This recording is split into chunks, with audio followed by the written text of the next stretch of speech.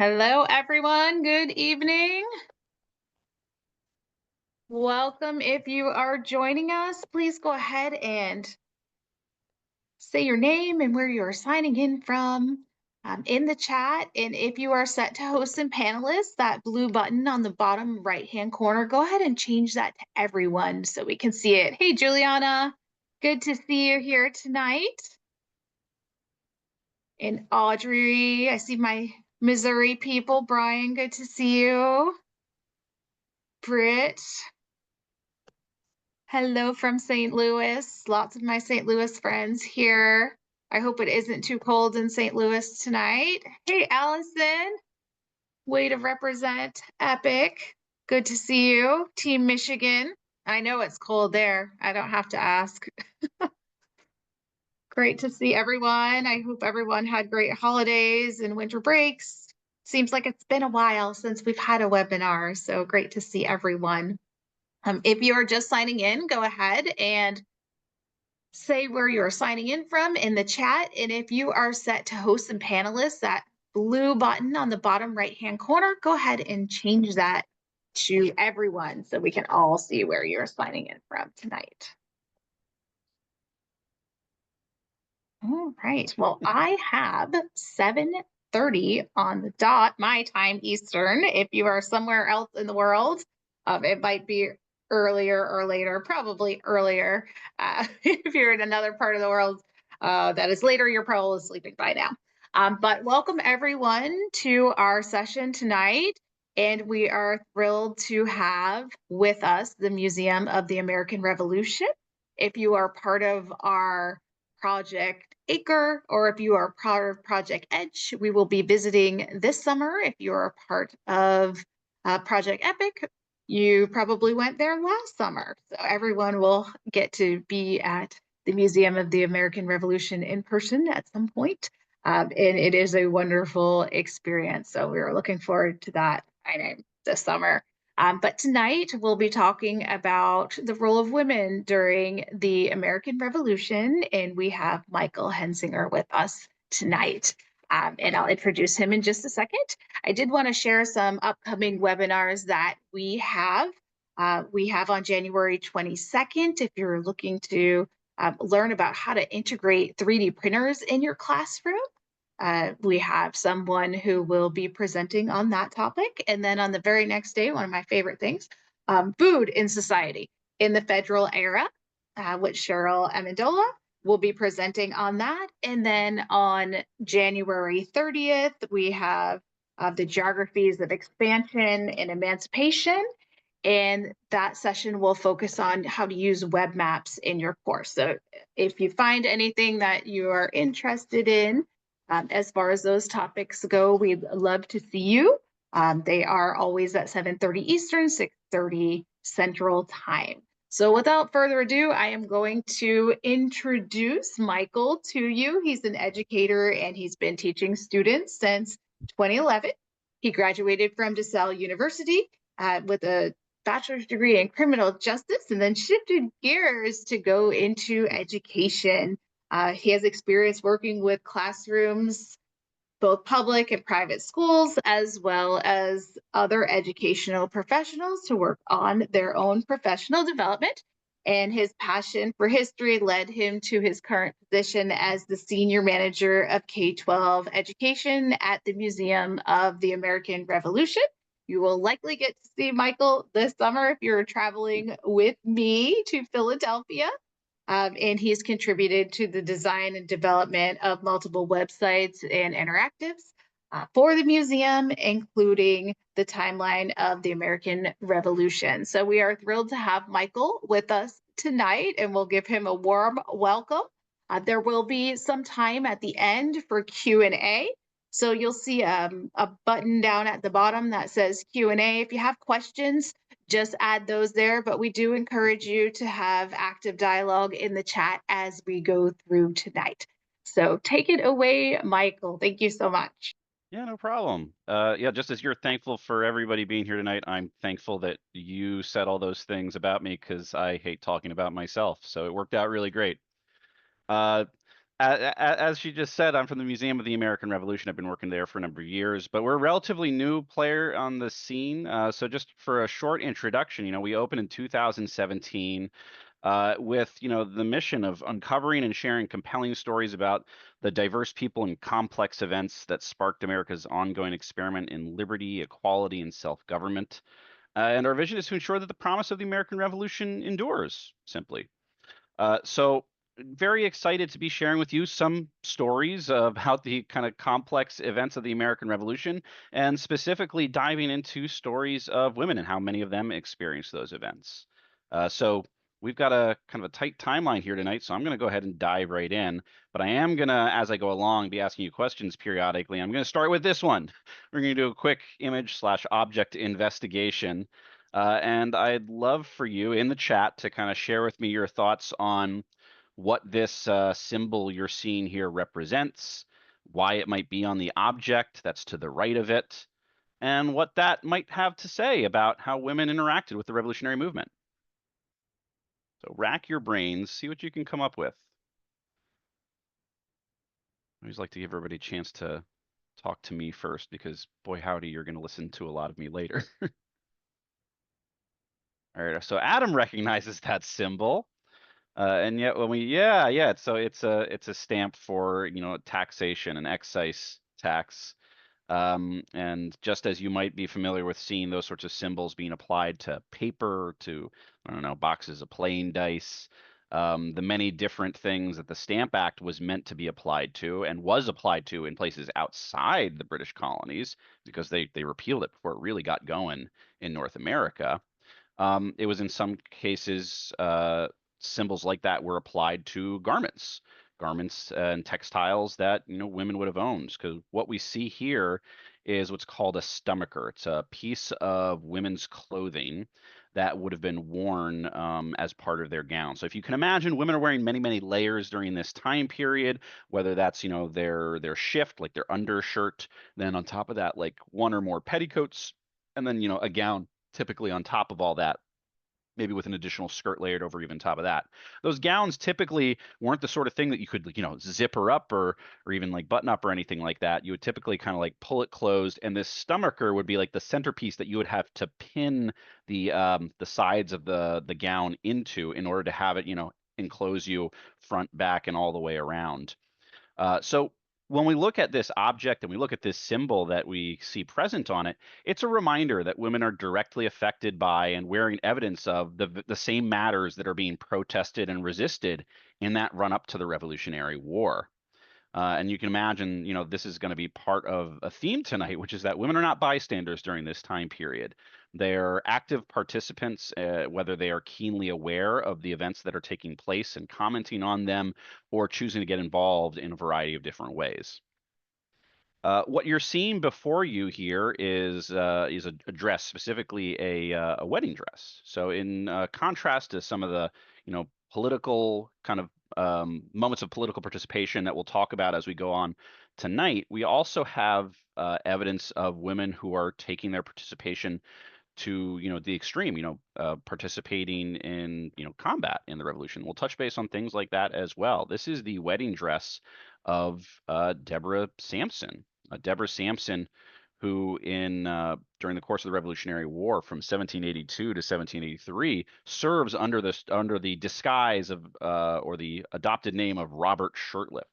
She has to go to town, kind of hiding her identity until somebody finally kind of doesn't recognize her nearby, and at that point she's able to enlist. And she fights amongst a Connecticut regiment of light infantry during the war in several battles until later on, when she's, in front of a field surgeon or a physician, they realize, what's up, and they exposed her identity. But then she has to leave the army at that point, but she's celebrated for her service as a revolutionary and as a patriot at that point in time. Oh, and thank you for asking questions. I'm going to get to as many of those questions as I can in the time that we have available.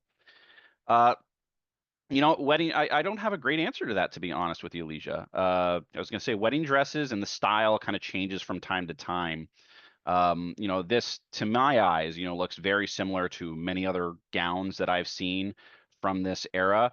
And certainly kind of like the pattern on it isn't super indicative of it being a wedding dress. Now we're used to, like, many brides, at least in the United States, from a cultural standpoint, wearing white. But back then that wasn't always the practice. And, people like to wear very colorful garments, and a lot of patterns. That was all very common.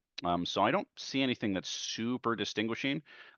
We know it's her wedding dress, because, it survives and it was passed down, and it was recorded as such that this was the dress that she wore at her wedding. But this was, to some people, an unusual occurrence. A woman choosing to, disguise herself as a man and fight during the Revolutionary War. In this case, on the side of the Continental Army. And then, afterwards, she goes on, public speaking tour to share with people what it was like, to serve the revolutionary cause. And when she's on this tour, she spends part of her, like, you can imagine almost like being like a book tour or something like that, but she spends like half of the gathering that she's hosting in each location she goes to, dressed, in kind of the customary kind of dress that a woman would wear during that time period. And then the second half of those programs, she kind of comes back out in her Continental Army regalia and demonstrates kind of like all the steps to loading and firing a musket to marching, to kind of demonstrate to everybody that she did in fact serve, that she'd put in the time and had the training in order to do those things. She does secure eventually a pension for her service in Massachusetts in 1805. So she's one of the better known stories. Yes, she did publish her memoirs, The Female Review, I believe it's called. We actually have that book featured along with a few pages of it in our timeline of the American Revolution on the museum's website. So I encourage you to check that out. But you can also get a copy of that, I think, through like the Google Books, like for free if you wanted to. So she's one of the better known stories, but even then, I'd say a lot of women's stories are still kind of coming to the surface, and a lot of people aren't as aware of them. So, we try our best to lift up these stories as often as possible. But before we get too deep into it and talk about the many different roles and experiences of women, it's worth kind of pausing to think about, um, how that could vary across in many different ways.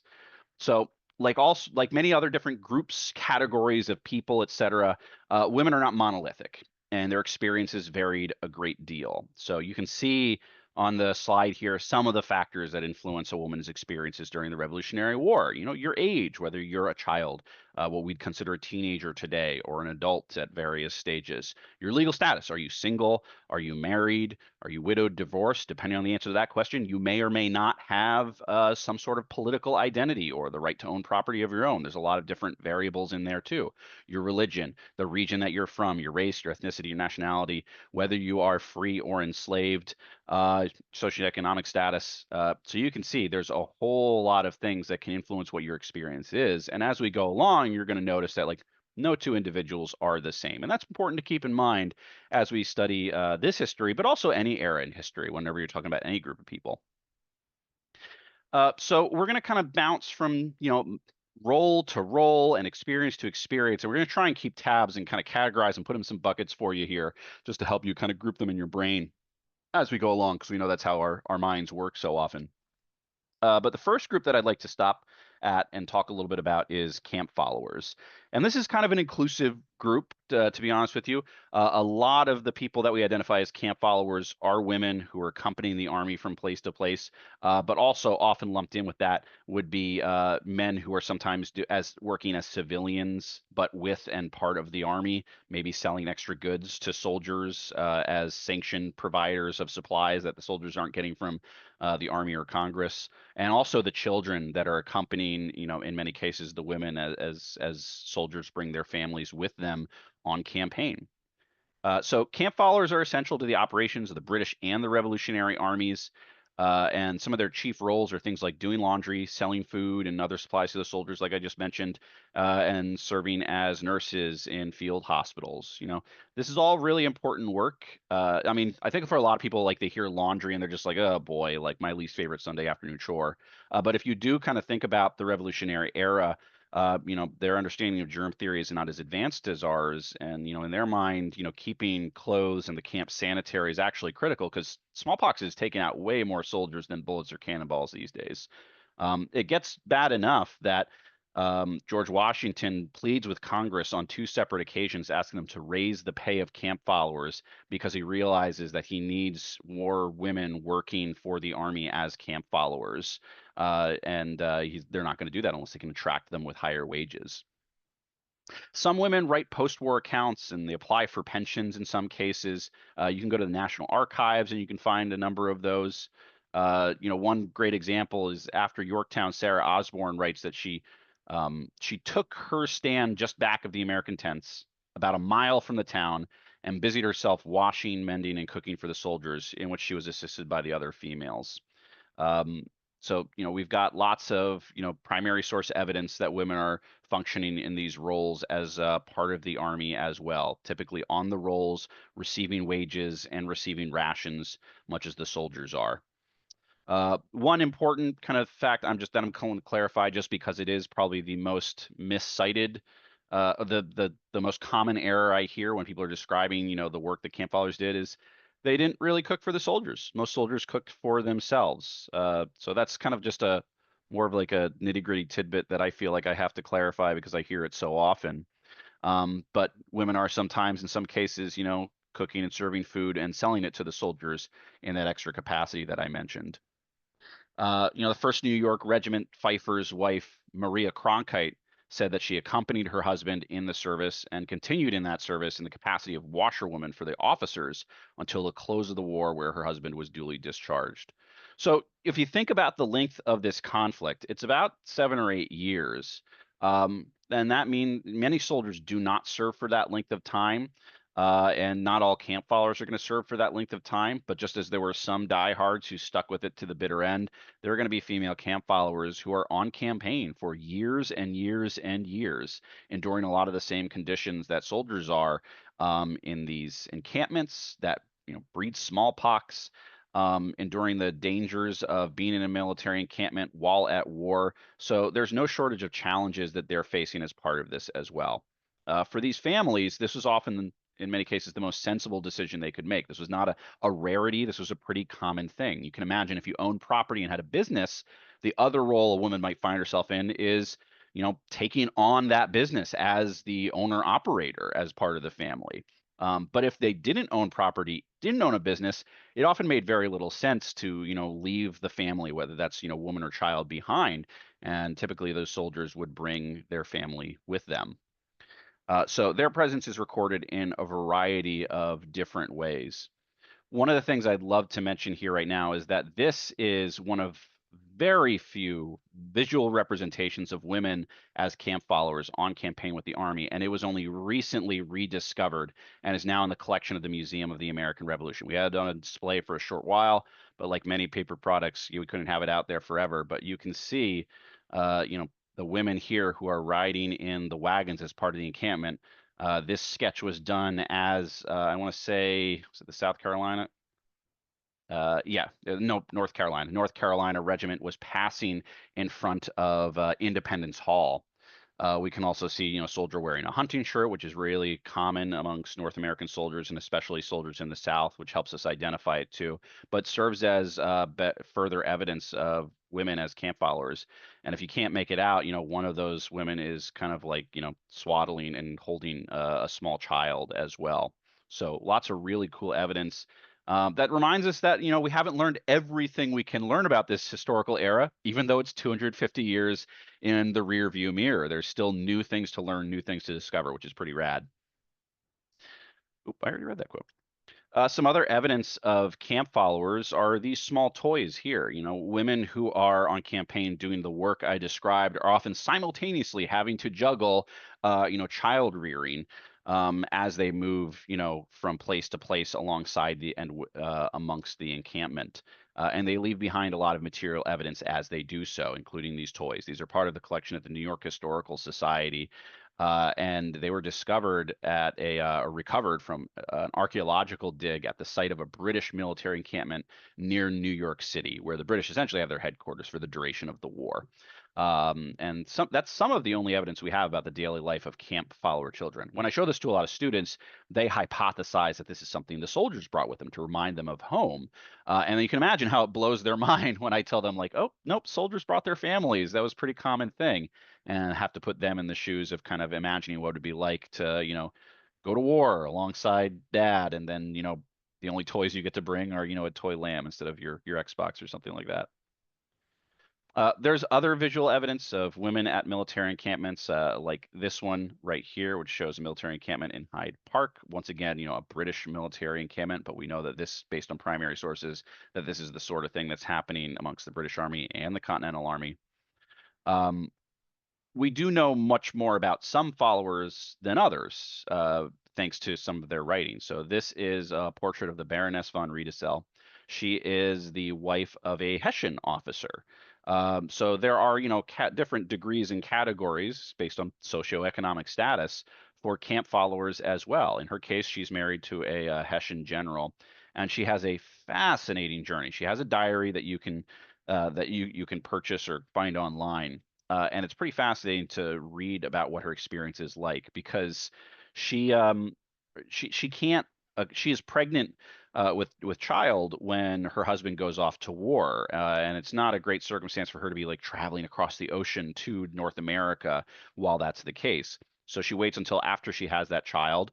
At that point, that is her third child, and gets ready and travels across North America. But her plans kind of like they fall apart because the woman who's supposed to accompany her, the wife of a British officer, is not super interested in going. So she has to learn enough English in England in order to like buy passage, plan a trip over to North America.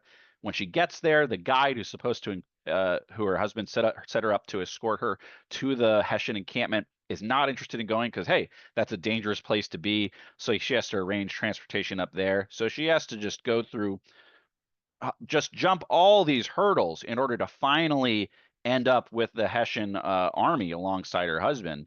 And her diary of her travels and of the Saratoga campaign, the military campaign that she's a part of, gives us a window into her experiences. And I just can't get over the fact that I keep reminding myself, with 3 children with her the entire time. So she eventually gets captured alongside her husband and serves the rest of her experiences in North America as a prisoner of war. So there's really remarkable stories to pull out here. One of my favorite other ones from her is when she is taking shelter in what has essentially been turned into a field hospital, small building in the Saratoga campaign. The Continental Army thinks that's the headquarters of the Hessian Army, so they start bombarding it with cannon fire. And all the while, she's sheltering, huddled in one room with her children, while these cannonballs are kind of like crashing into the house and causing all kinds of destruction. And while she's also listening to, soldiers who are wounded, groaning in agony, some of who are expiring on the other side of the wall from her.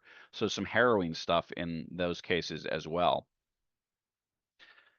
In addition to camp followers, we could say a whole lot about freedom seekers. And, there are men and women and children who are freedom seekers. But just as, the different kind of factors influencing a woman's experiences can influence what those are, whether you're a man or a woman as an enslaved person can also impact that too. So we spent a fair amount of time talking about some of these stories. On the left, you can see Deborah. Deborah is a woman who was enslaved to George Washington at Mount Vernon. Uh, Based on the meticulous record keeping at Mount Vernon, we know a fair amount about the enslaved people that spent their lives there, and in some cases escaped, like Deborah did. That is obviously not that is a contemporary image of her, not a historical one, but we created that to try and help visualize what Deborah may have looked like, alongside all the documents that informed us about her life. Because when the British come by Mount Vernon and raid it, she's given the opportunity to escape with them, and she does so. So another reminder about the complexity of the decision making here. She has to decide whether she is going to stay at the plantation alongside friends, family, or abandon all that for an uncertain future, but one that could grant her freedom with the British if they keep their word to her about kind of freeing her by joining them.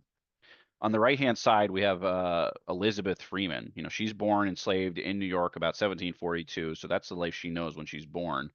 By 1781, she's injured by the slaveholder that owns her at the time, and eventually seeks the assistance of an attorney, Theodore Sedgwick, and based on what she's overheard about the Massachusetts state constitution, the Sheffield Resolve, the Declaration of Independence, all of which state all men are created equal, she kind of with him formulates this argument that like, hey, that based on that, that is incompatible with the institution of slavery, so I should be free.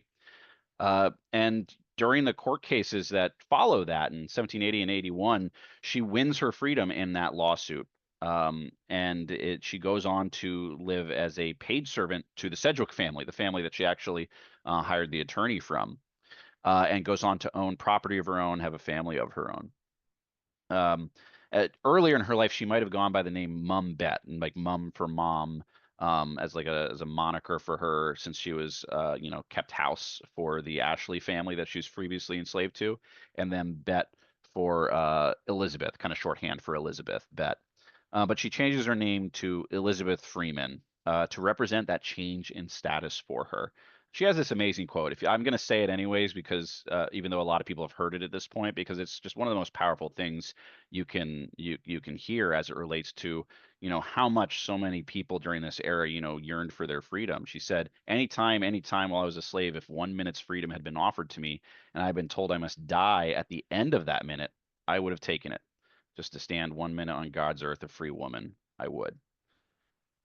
And we try to find creative ways to bring these stories to life. So if you were to peruse our website, we have a series of theatrical performances, which are laden with the actual words pulled directly from primary sources of these different individuals. So if you want to hear more about Deborah's story and kind of that pivotal choice of whether or not to, seek her freedom with the British at Mount Vernon, you can lean into that and share that with students, and then the same with a performance highlighting the story of Elizabeth Freeman and her journey as a freedom seeker too. Circling back to something that we already talked about a little bit earlier, sometimes women are warriors. They don't think, they're not satisfied to be acting as political activists or in some of the other capacities that we'll describe. They want to fight, or they're thrust into the role of fighting. So we mentioned Deborah Sampson, but one of the other more common stories about women warriors during the Revolutionary War is that of Molly Pitcher. Molly Pitcher, though, is not a real person. She's an amalgamation of several different people who did the exact same thing, jumping onto a cannon crew in a dire situation and, fighting alongside other soldiers on the battlefield. Mary Hayes does so at Monmouth, New Jersey. There's another woman named Margaret Corbin who does the same thing in the very early days of the war at Fort Washington. This is during a tide of losses for the Continental Army. Margaret Corbin is at the fort as the Hessians are, storming it and attacking. She jumps on the cannon, and as she's fighting, she gets grievously wounded. She loses the use of her left arm, and she becomes the first woman to ever receive a pension in the United States.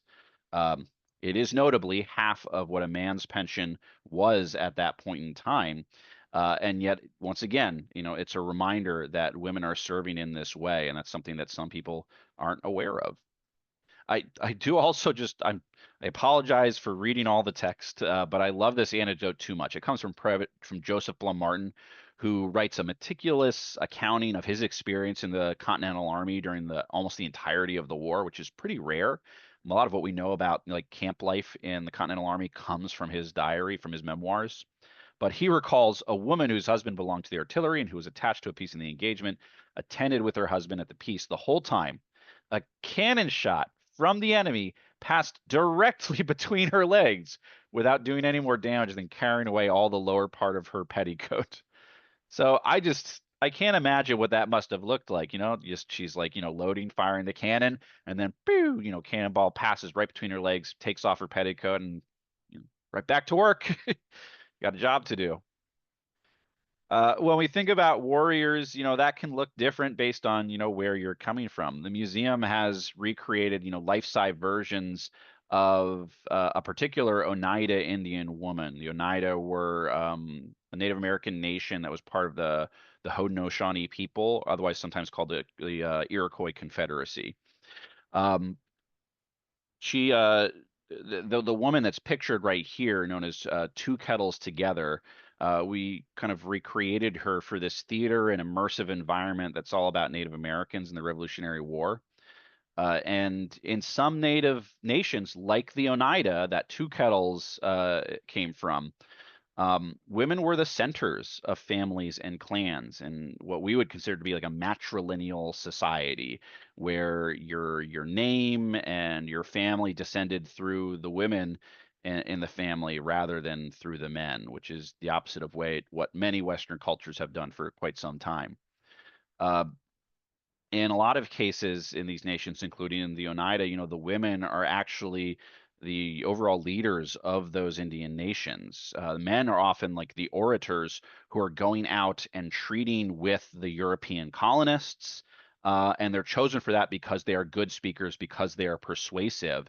And yet they're taking orders in many cases from the women who are deciding and setting a course for what their tribe or their nation wants to achieve, or what they will accept or not accept as far as um, political decisions will go.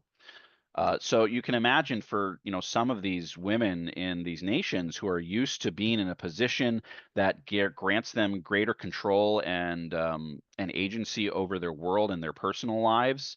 Uh, the victor of this war, the Revolutionary War, might not just determine who their neighbors are and what their identity is. It might determine like what culture is going to slowly kind of influence their own, who their neighbors are going to be, and what that might mean that for them as leaders in their communities. So there's a lot at stake for many of the women when you talk about indigenous people. Uh, she's pretty remarkable because in a 1777 newspaper account, it documents her role in the Battle of Oriskany, which is a battle where different nations in the Haudenosaunee fight each other alongside revolutionaries and loyalists. So just as the Americans in many ways are having their own civil war, the Haudenosaunee are having their kind of own civil war because they've chosen sides, and the Oneida and the Tuscarora side with the revolutionaries, and the rest, the Mohawk, the Cayuga, the Seneca, and the Onondaga, they all side pretty decisively with the British. So this is a very bloody battle between those different sides. But this newspaper account documents two kettles together as fighting alongside her husband and son. Um, it says, sorry, this is pulled straight from the newspaper. A friendly Indian with his wife and son who distinguished themselves remarkably on the occasion. The Indian killed 9 of the enemy when, having received a ball through his wrist that disabled him from using his gun, he then fought with his tomahawk.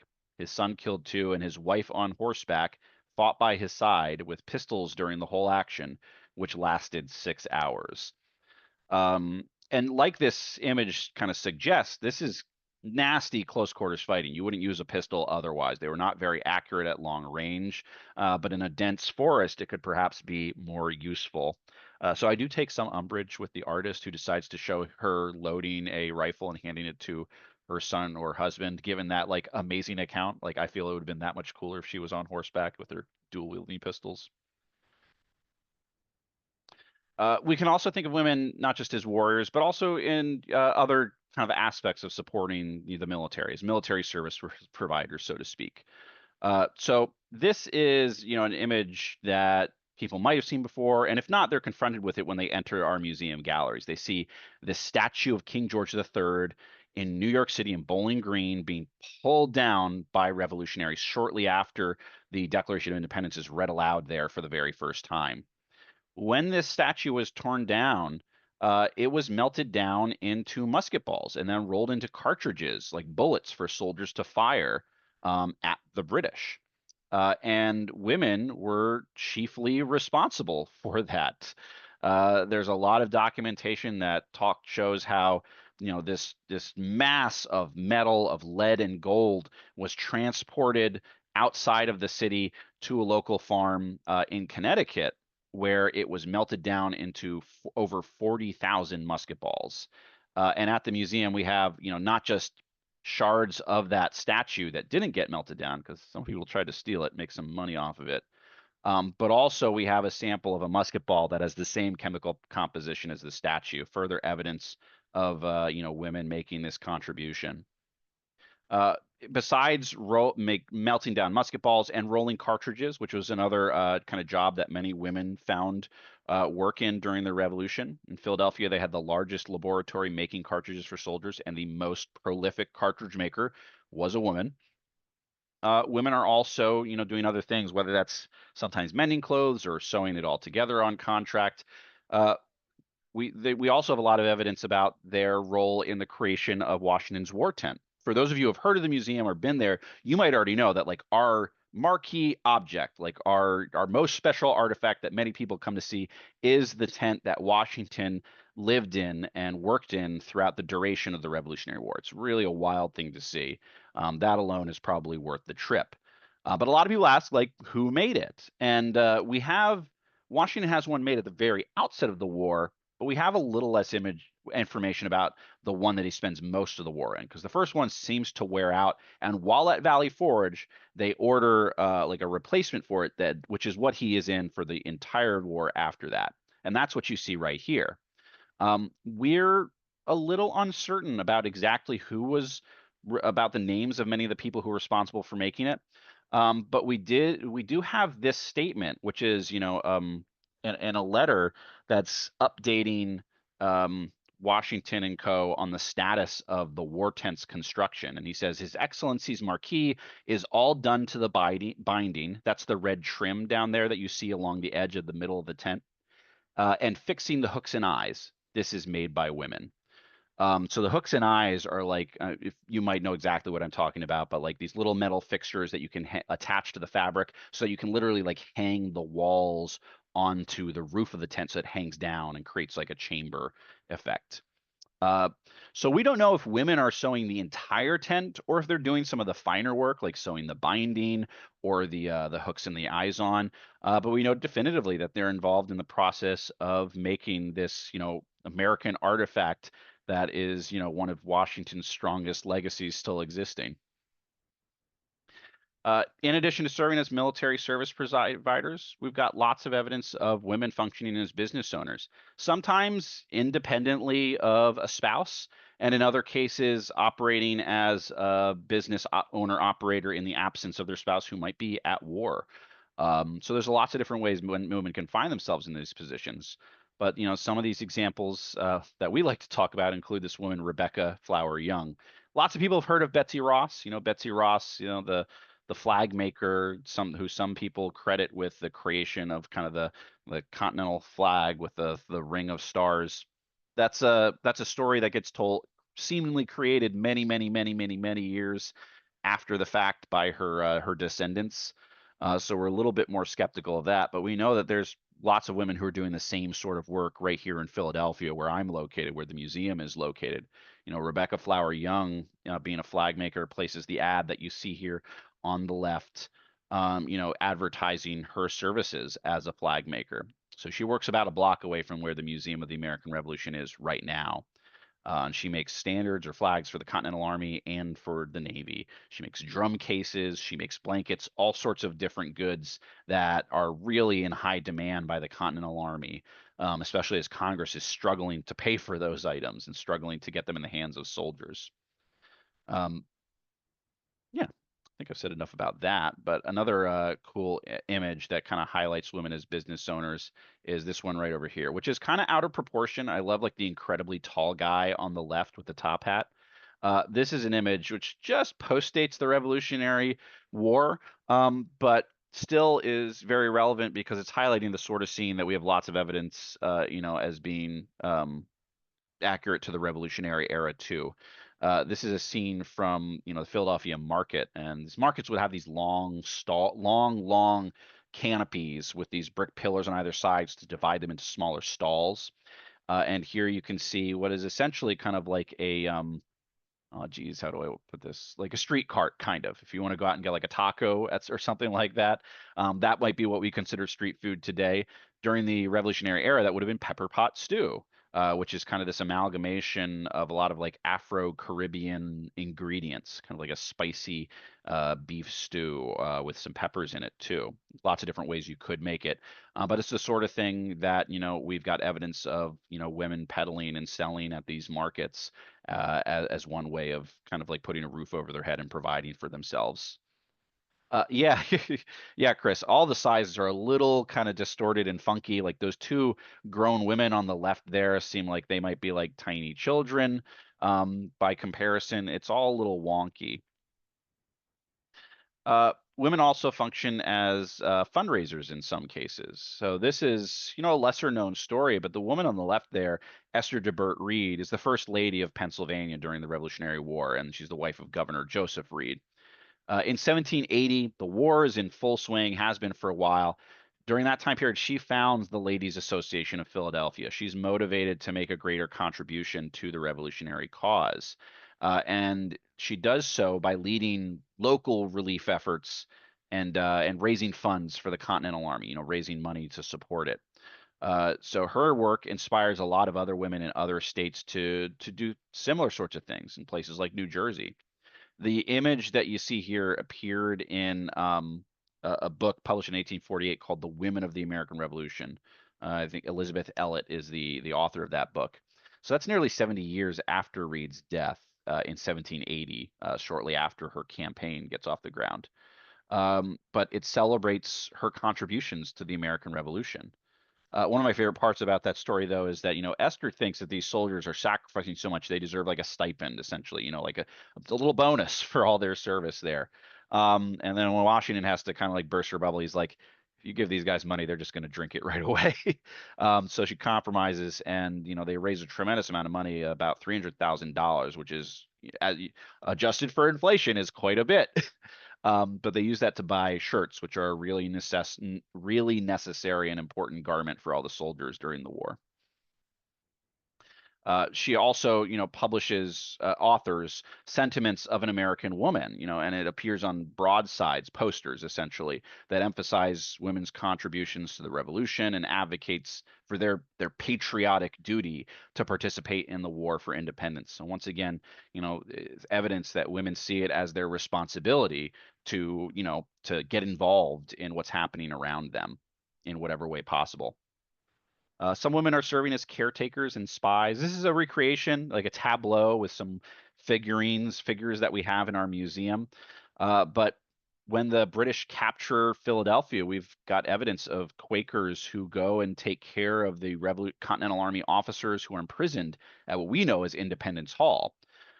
We also know that many of these women were Quakers, and in some cases, they were spies, not just going there to care for the soldiers, but also to spy on the British Army while they were in their presence and carrying that information back to others who could forward it on to the Continental Army. This is a dangerous act, as you can imagine. Being caught as a spy had, a penalty of death. But even if you weren't caught, the mere act that you stayed behind in the city of Philadelphia as the British occupied it puts you under a lot of suspicion. And for many Quaker women, um, especially women like Elizabeth Drinker, who were left behind to kind of like mine the property in the hopes that the revolutionaries wouldn't sell it off, or that the British wouldn't sell it off in reverse. They were under a lot of scrutiny, and they had to withstand all of that from either side of the equation, because the fact that they were pacifists and wouldn't choose a side meant that nobody was many people were not trustworthy of Quakers. And as I alluded to before, a lot of times like husbands would leave women in to kind of like mine the property in the hopes that nobody would be so cruel as to kick them out of house and home, whereas they might do so if their husband was there. So a very difficult situation to be put in. Women are also protesters. They're organizing a lot of boycotts during this time period. You can see on the broadside on the left, it highlights not just the Sons of Liberty, but the Sons and Daughters of Liberty. And this is posted in Boston, Massachusetts in the run up to the war prior to the shots being fired at Lexington and Concord. And it makes it clear that there's penalties for anybody who's going to violate these boycott measures and continue to import British goods. Um, women are oftentimes at the center of these boycott movements, largely because they are the purchasers for the household. It's really up to them whether these things succeed or not. To the ends that in propaganda they're being shown in kind of unflattering ways as being kind of either as being overly empowered or influenced by their husbands, which is what this piece of political cartoon is trying to get across. Women are also part of the homespun movement. They're making the goods that are hopefully going to replace British goods. So this huge era of protest that precedes the war is in many ways predicated on the participation and the work of women who are making it happen. This is one of my favorite objects in the museum, and I'm actually going to pause here, and I'm going to ask to hear from you a little bit. Theories as to just do a bit of an object investigation. So, what is it that you think we're looking at, and what signs or symbols do you see on it? And then, lastly, what does this say about the woman who wore it? I guess I gave away a little bit. It's an article of clothing. So, what is it? What signs or symbols do you see on it? What does this say about the woman who wore it? Be a bit more close-ups.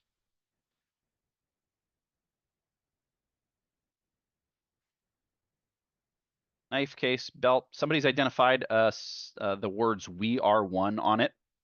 Good catch.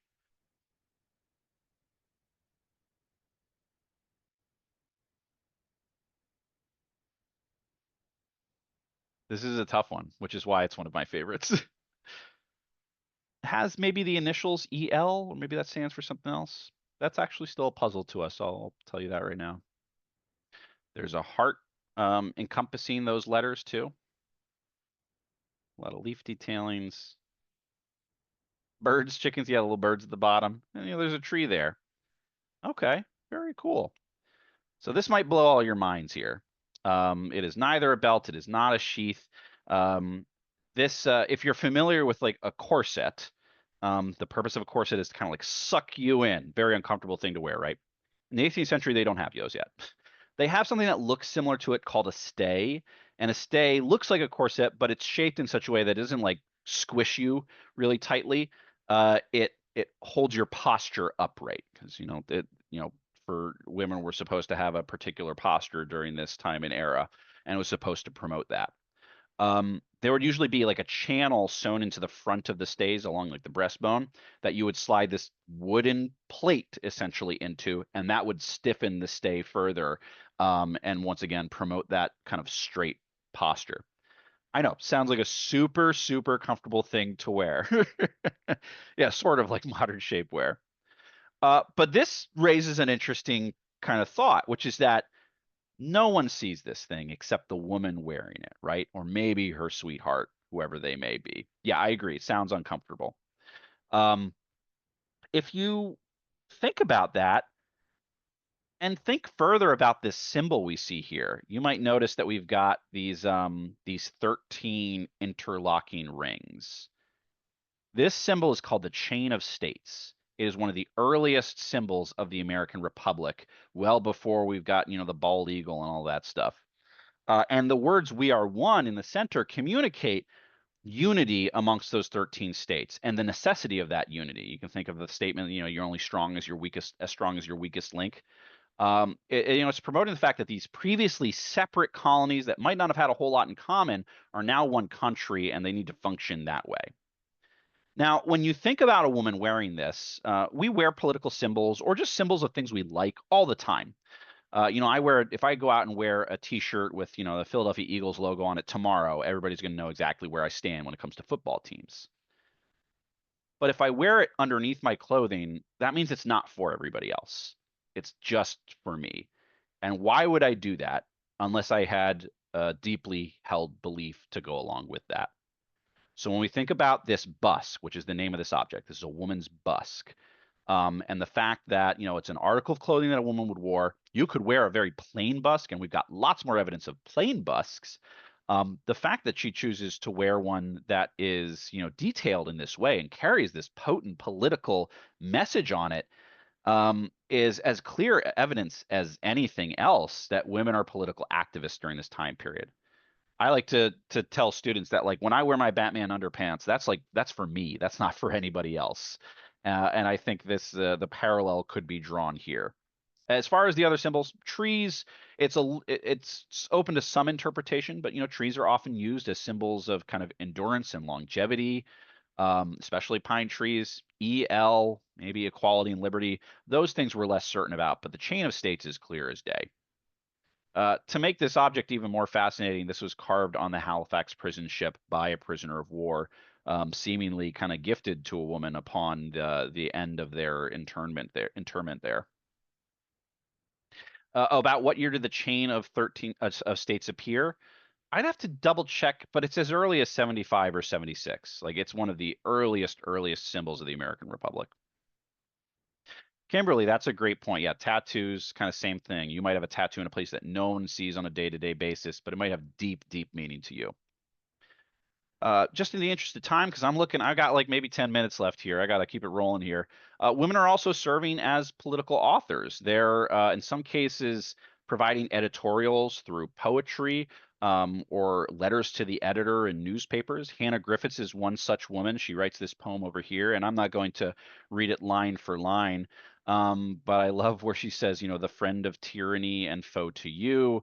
She's not convinced that Thomas Paine is actually a good guy.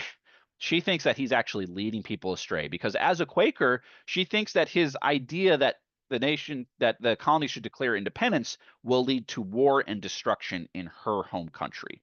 So she's not a fan of his. We also have other examples of female authors like Mercy Otis Warren. Mercy Otis Warren, she's an upper class Massachusetts woman, but she's, a political pundit and thinker.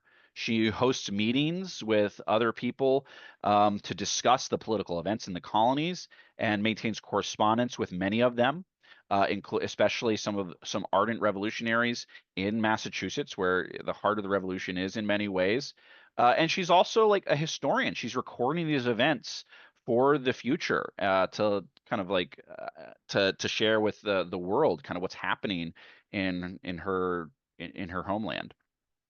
Uh, we also, I mean, we're fortunate enough to have a copy of this book that you see right here on the left, authored by Phyllis Wheatley. Phyllis Wheatley was an enslaved woman. She was born in the Senegambia region of West Africa, captured and enslaved, and through the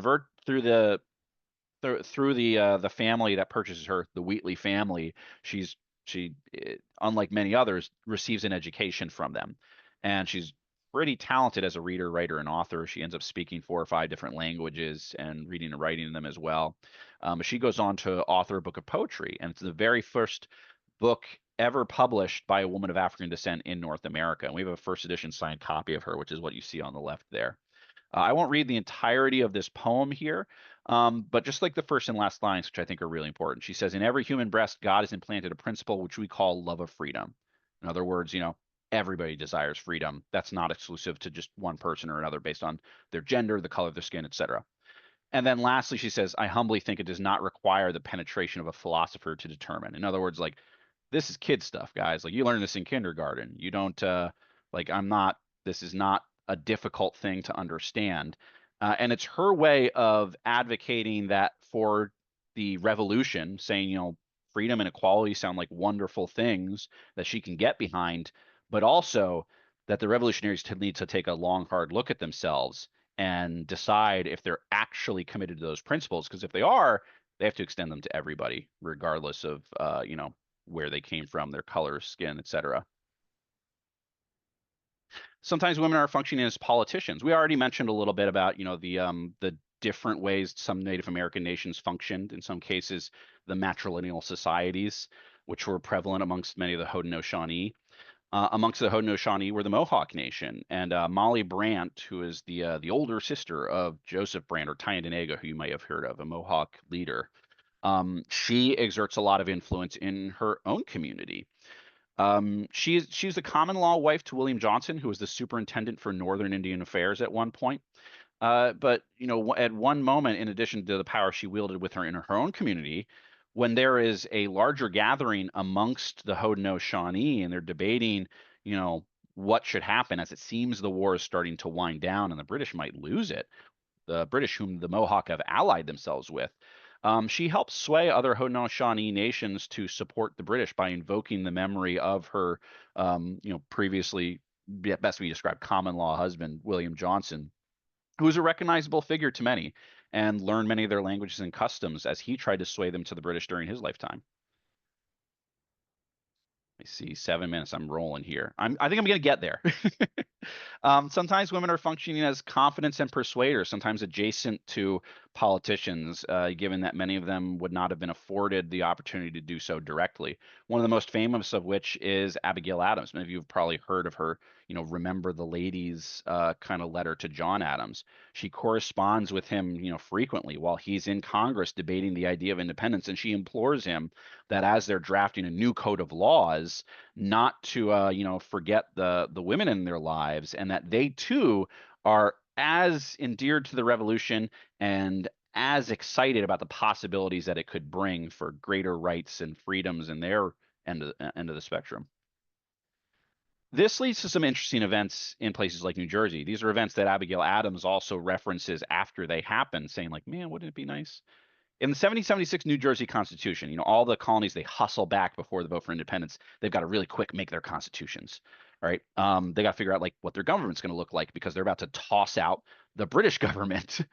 So they quickly make them. And New Jersey does an interesting thing. You can see as it defines the electorate, it says doesn't use a gendered pronoun. It doesn't say he. It says they.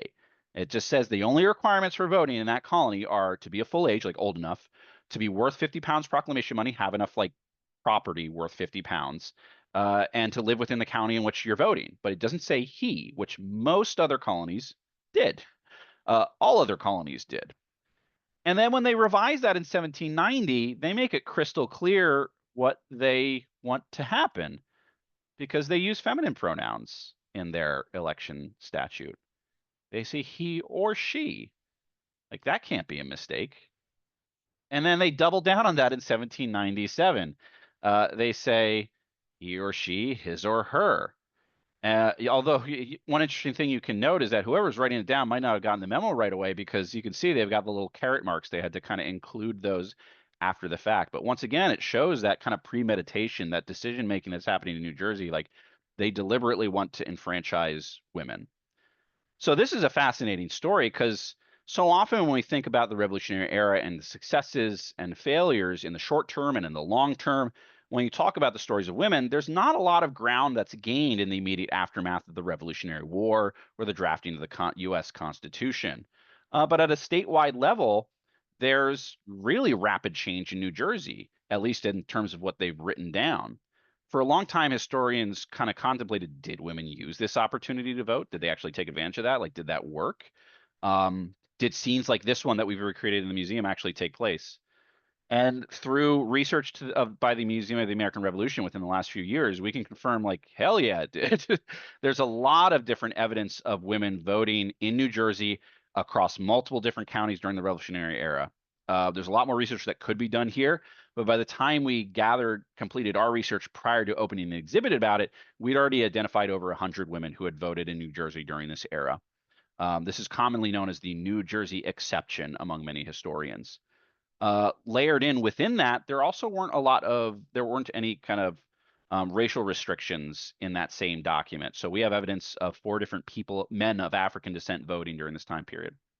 Still looking for direct evidence of a woman of African descent voting in this time period. But given all the other things we've learned, it does seem possible. So fingers crossed that eventually that, emerges. And as I wind down here, thank you for the time check.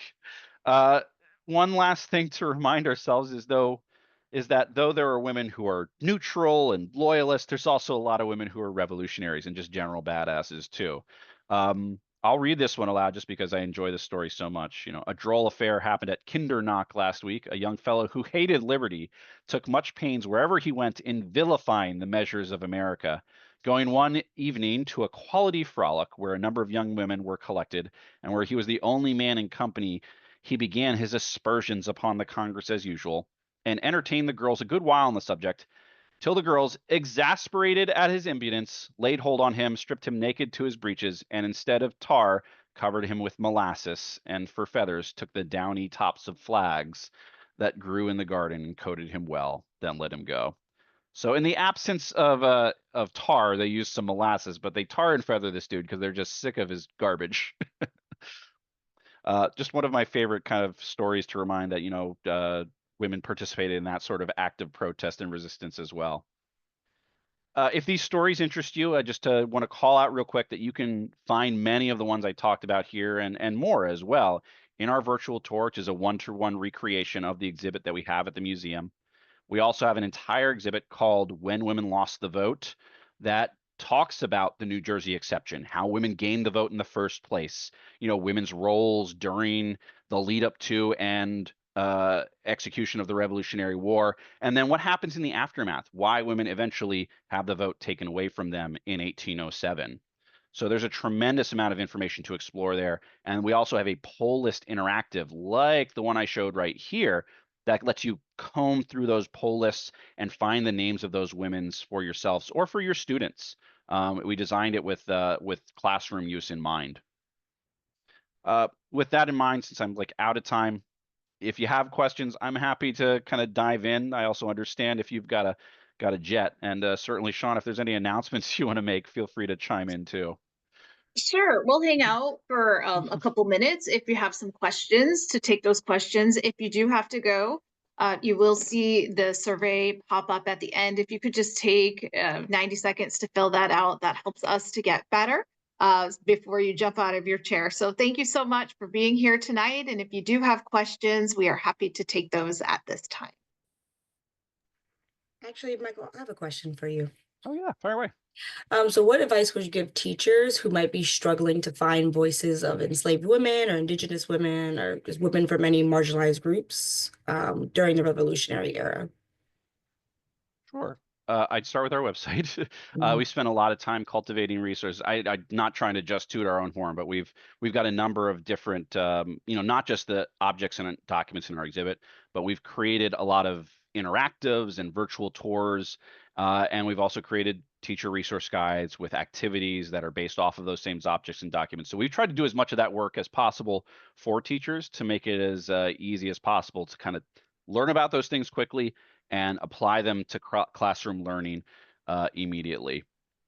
In terms of speaking about the experiences of enslaved people and women of African descent who were enslaved, we have a Webby Award-winning interactive which has been making the rounds for a few years now called Finding Freedom. That's where Deborah was pulled from. You might remember Deborah, who was enslaved at Mount Vernon, and that unfolds essentially in like a watercolor storybook, but with hotspots built all throughout it that lets you learn about how historians learned about Deborah's experiences, where she shows up on documents from the British Army, from Mount Vernon. And layered within that are things like maps that show you like the route she traveled during the Revolutionary era. And all the storytelling we do is we try to make it like bottom up storytelling. We try to really focus on everyday people and their experiences so that people can empathize with them a little bit more. Because if you're always learning about generals, kings, and queens, like that might be Mhm. way over our emotional headspace. Like I can't identify with them, but Joe Schmo working down at the docks, like I get what his life was like, maybe a little bit better. So yeah, I would peruse our website, and I think you'd find a lot that would help you specifically in that regard. Well, thank you. Mhm. Interactive is dope. I couldn't say it better.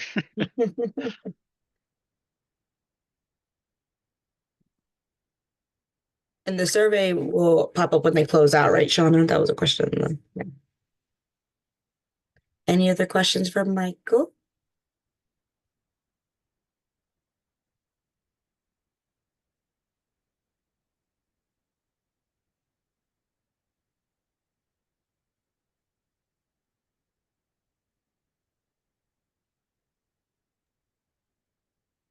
I think that's good wait time. Yes. If you are asking about the survey, as soon as you log out of the webinar, it will pop up.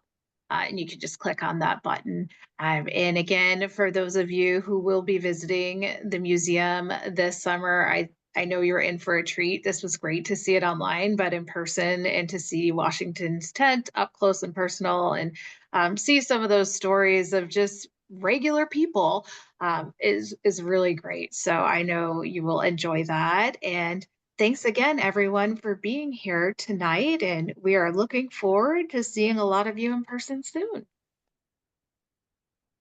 Thank you so much. It was wonderful to be here tonight and to kind of chat with you all.